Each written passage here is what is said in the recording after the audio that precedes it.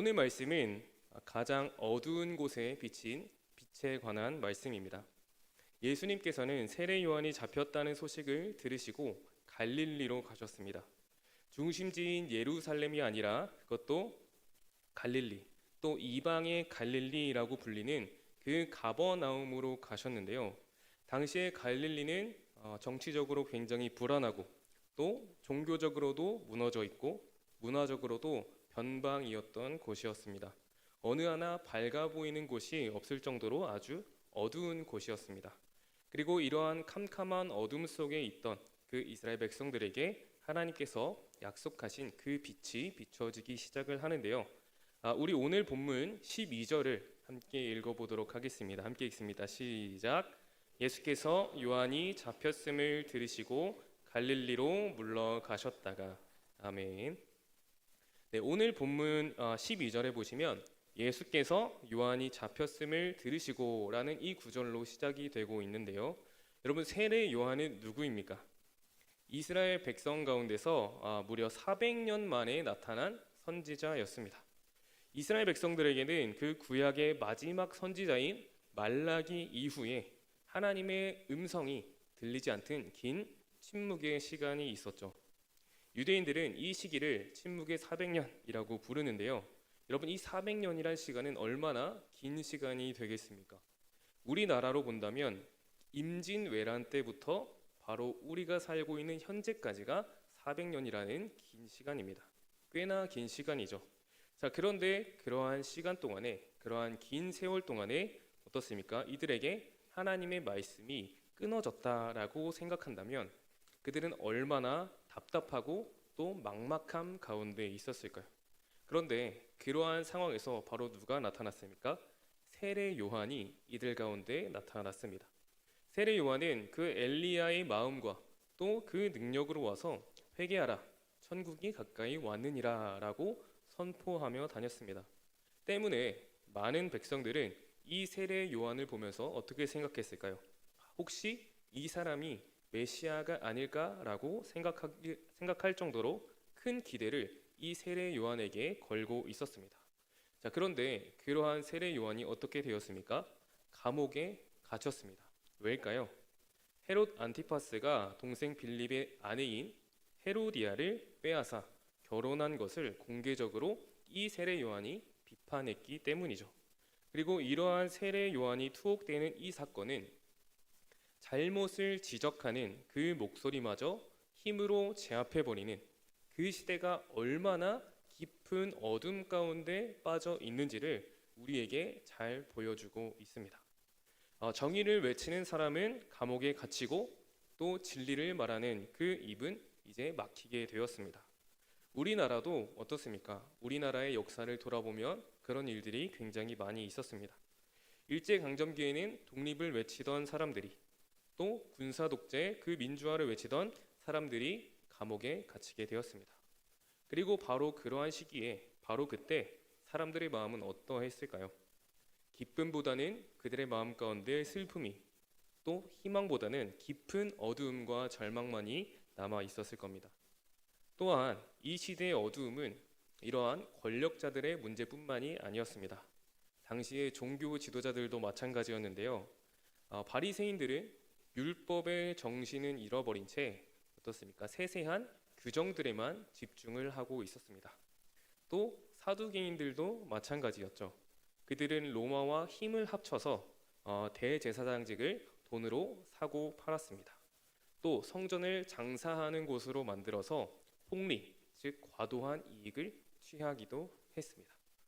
그리고 이 모든 고통이 가장 극심한 곳, 또 가장 이 어두움이 짙은 지역이 있었는데 바로 갈릴리 지역이었습니다. 자, 그렇다면 우리는 질문을 하나 해야 됩니다.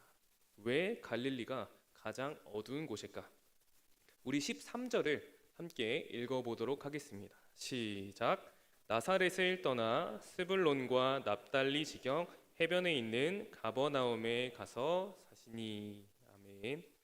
네, 우리가 이 갈릴리의 어둠을 잘 이해하기 위해서는 이 갈릴리의 역사를 잘 알고 있어야 합니다. 주전 732년에 아수르가 북이스라엘을 공격했을 때 가장 먼저 점령당한 곳이 바로 이 갈릴리 지역이었습니다. 그래서 열왕기하 15장 29절은 이렇게 기록하고 있는데 우리 함께 읽어보도록 하겠습니다. 시작.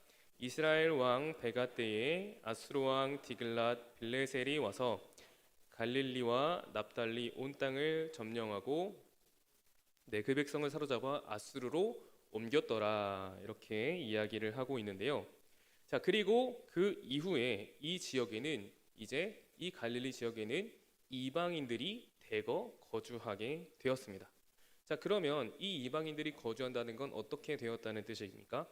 자연스럽게 유대인과 이방인들이 합하게 되었습니다. 그리고 이 지역에 혼혈인 사람들이 굉장히 많아지게 되었죠. 그리고 유대인들은 어떻습니까? 이 혈통을 굉장히 중요시합니다. 그렇기 때문에 이 갈릴리 지역은 멸시받는 지역이 되었습니다. 그리고 이러한 갈릴리 사람들이 받은 멸시는 성경 여러 곳에서 증언하고 있는데 요한복음 7장에서 바리새인들은 갈릴리에서는 선지자가 나지 못한다라고 말하고 있기도 합니다. 그래서 종교 지도자들의 이러한 타락과 또 사회적인 무시, 또 이 모든 것들이 겹쳐져서 이 백성들은 완전히 희망을 잃었습니다. 더 이상 메시아를 기다릴 힘도 없었고 그저 하루하루 살아가는 것이 버거웠습니다. 자, 그런데 이제 여기서 놀라운 반전이, 놀라운 역사가 일어나기 시작합니다. 갈릴리가 이토록 어두움 가운데 있을 때, 이러한 모든 희망이 그들에게 사라졌을 때 이들에게 한 빛이 비추어지게 되는데요. 우리 14절부터 16절까지를 함께 읽어보도록 하겠습니다. 시작.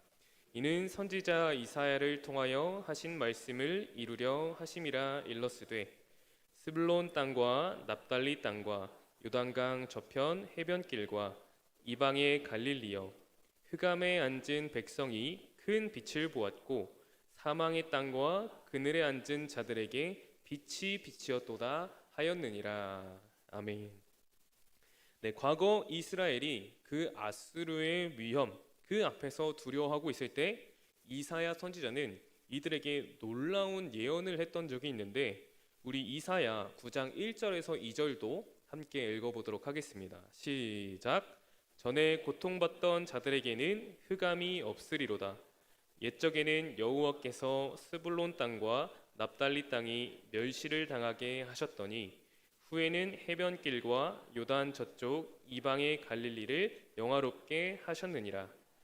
흑암에 행하던 백성이 큰 빛을 보고 사망의 그늘진 땅에 거주하던 자에게 빛이 비치도다. 아멘. 이사야 선지자가 이 예언을 했던 시기는 갈릴리가 막 아수르에게 점령당한 직후였습니다.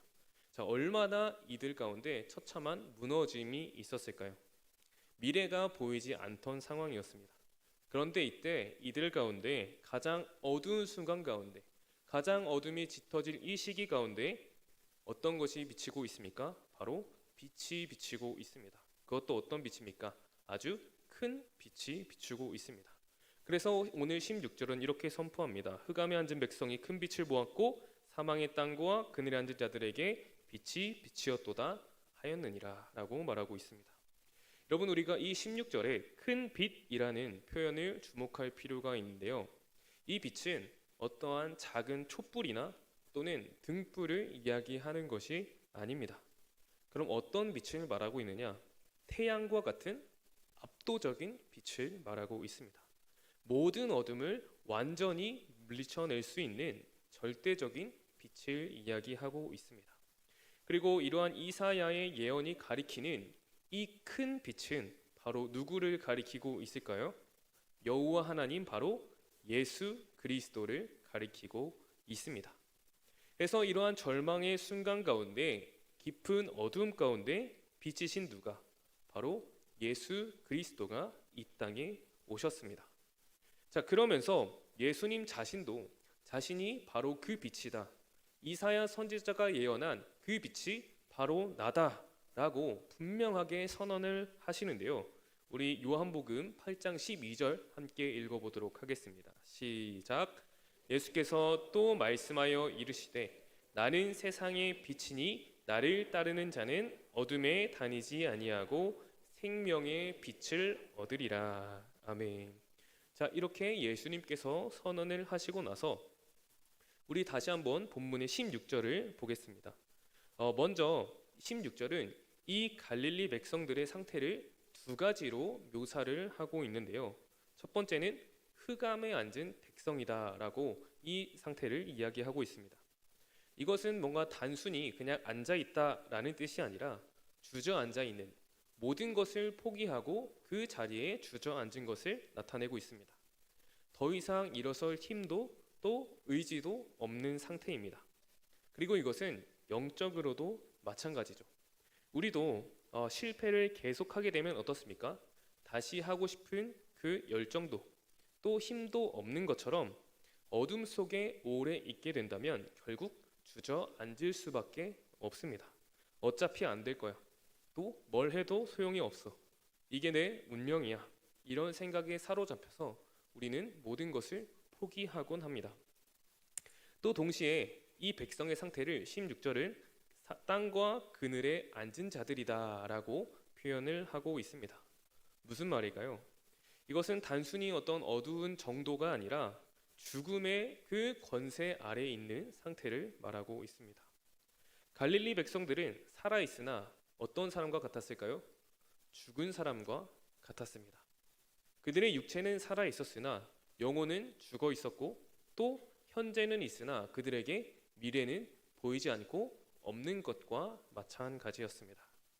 하나님께 버림받았다라고 생각하고 또 메시아는 오지 않을 것이라고 생각했습니다. 그렇기 때문에 그들에게 남은 것은 무엇입니까?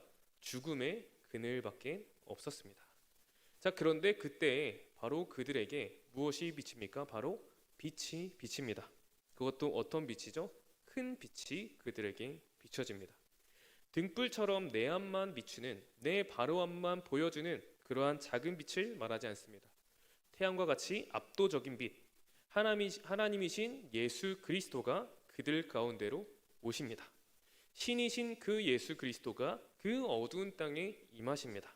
그리고 예수께서는 그 땅에서 무엇을 하십니까? 하나님 나라를 선포하십니다. 우리 17절을 함께 읽어보도록 하겠습니다. 시작. 이때부터 예수께서 비로소 전파하여 이르시되 회개하라 천국이 가까이 왔느니라 하시더라. 아멘.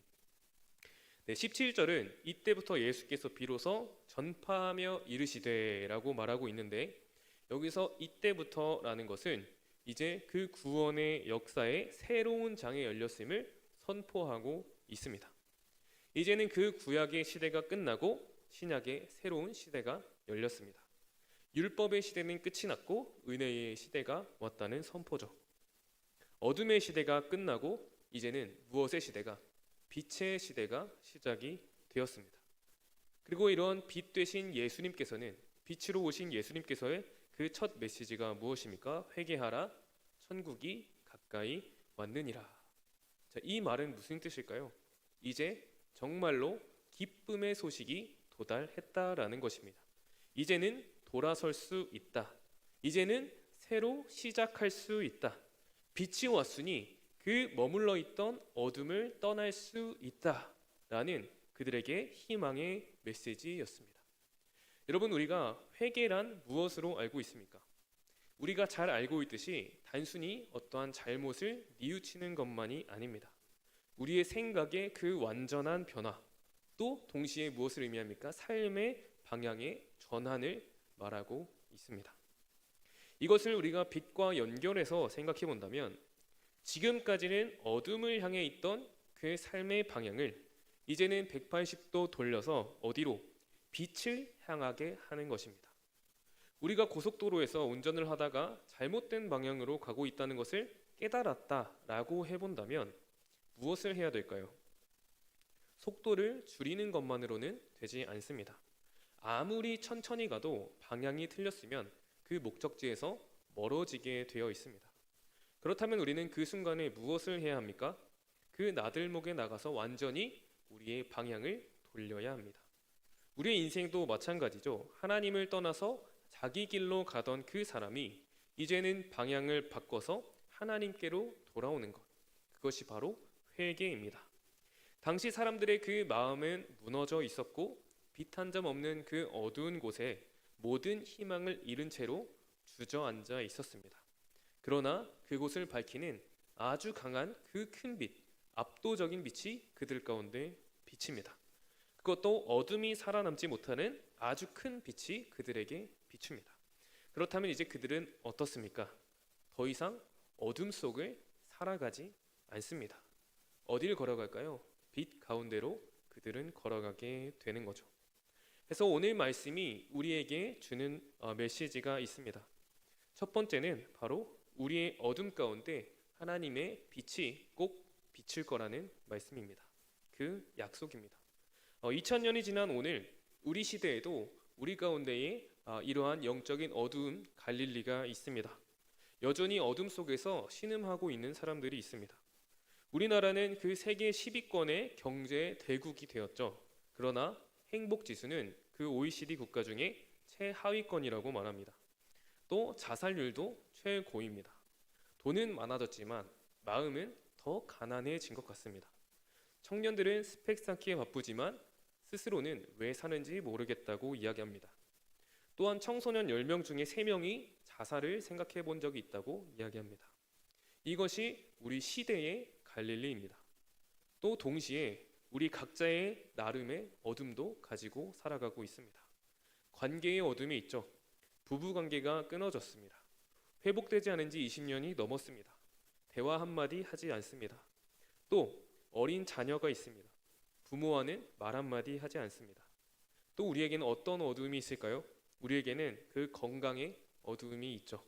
평생 약을 먹으면서 살아가고 있습니다. 또 번아웃이나 그런 공황장애가 계속해서 끊임없이 우리를 괴롭히고 있습니다. 끊임없이 나를 찾아옵니다. 또 우리 가운데는 무엇도 있을까요? 영적인 어둠도 있습니다. 삶의 의미도 잊어버리고 또 성공해도 우리의 마음은 공허합니다. 하나님과의 그 대화도 끊긴 지 오래되었습니다. 계속해서 반복되는 그 죄로 인해서 끊어내지 못하는 그 죄로 인해서 어느새 무기력 가운데 깊은 어둠 가운데 주저앉아 있는 우리를 발견하게 됩니다. 이것이 무엇입니까? 바로 우리의 갈릴리입니다. 우리 각자가 가지고 있는 그 어둠입니다. 그리고 굉장히 많은 사람들, 아니 모든 사람들이 이 어둠 속에 주저앉아 있습니다. 더 이상 바뀔 것이라는 그 희망도 없이 그저 그렇게 있는 듯 없는 듯 살아가고 있습니다. 그러나 여러분, 오늘 말씀은 우리에게 무엇을 말하고 있습니까? 2000년 전 갈릴리를 찾아가신 그 예수님이 오늘도 우리의 어둠을 어떻게 하신다? 찾아오신다 라고 말하고 있습니다. 우리 가정의 그 끊어진 관계 가운데 찾아오신다고, 내 질병의 고통 가운데서도 오셔서 우리에게 평안을 주신다고, 영적인 내 메마름 가운데 다시 한번 부흥을 주시겠다고 말씀하고 있습니다. 그러므로 여러분, 우리는 무엇을 해야 합니까? 이 빛이 우리 가운데 비춰지기를 간절히 사모하며 기다려야 할 줄로 믿습니다. 당시 그 유대인들은 이 예언을 믿고 기다렸습니다. 그리고 그 가운데로, 그 어둠 한가운데로, 이들이 가지고 있던 그 짙은 어둠 한가운데로 예수 그리스도께서 오십니다. 그리고 마지막 둘째로, 우리는 이제 이 어둠 가운데 머물러 있으면 안 됩니다. 그렇다면 어디로 걸어가야 될까요? 바로 빛 가운데로 우리는 걸어가야 할 줄로 믿습니다. 예수님께서 오늘 17절에 말씀하시죠. 회개하라, 천국이 가까이 왔느니라. 이것은 이 사람들을 정죄하는 그 메시지가 아닙니다. 오히려 무엇일까요? 사랑의 초청입니다. 어둠에서 빛으로, 절망에서 희망으로, 죽음에서 그 생명으로 나아오라는 하나님의 그 부르심입니다. 지금까지는 내 뜻대로, 내 계획대로 살았다면 이제는 무엇입니까? 하나님의 뜻을 구하는 삶을 사는 겁니다. 아침에 일어나서 오늘 내가 무엇을 할까요가 아니라, 하나님, 오늘 저를 통하여서 무엇을 하려고 하십니까? 라고 묻는 것이죠.